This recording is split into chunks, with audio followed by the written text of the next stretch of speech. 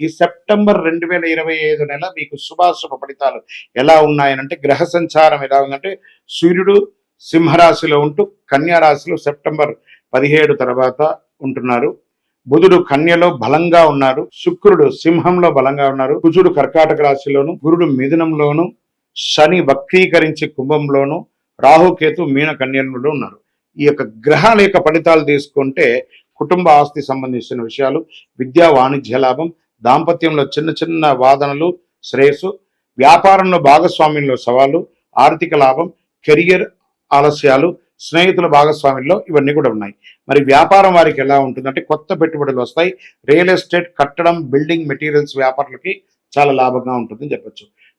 Private ఉద్యోగాలకు అనేటప్పటికీ IT, non IT కొత్త ప్రాజెక్టులు వస్తాయి. కానీ డెడ్ లైన్స్ కూడా ఉంటుంది, స్ట్రెస్ కూడా ఉంటుంది, ఒత్తిడి కూడా ఉంటుంది. చాలా జాగ్రత్త.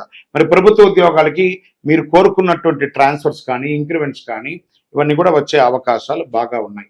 ఇంకా డాక్టర్స్, న్యాయవాదులు, పోలీసు, రక్షణ రంగం వారికి ప్రతిష్ట కలిగే ఒక పెద్ద పేరు వస్తుంది.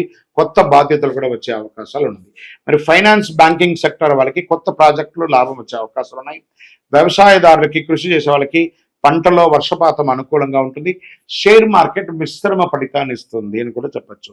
మరి కుటుంబ సభ్యులలోకి వచ్చేటప్పటికీ ఒకరికొకరి పట్ల బంధం పెరుగుతుంది, ప్రేమ పెరుగుతుంది. శుక్ర ప్రభావం వల్ల కాస్త వాదన రావచ్చు, జాగ్రత్తగా ఉంటుంది.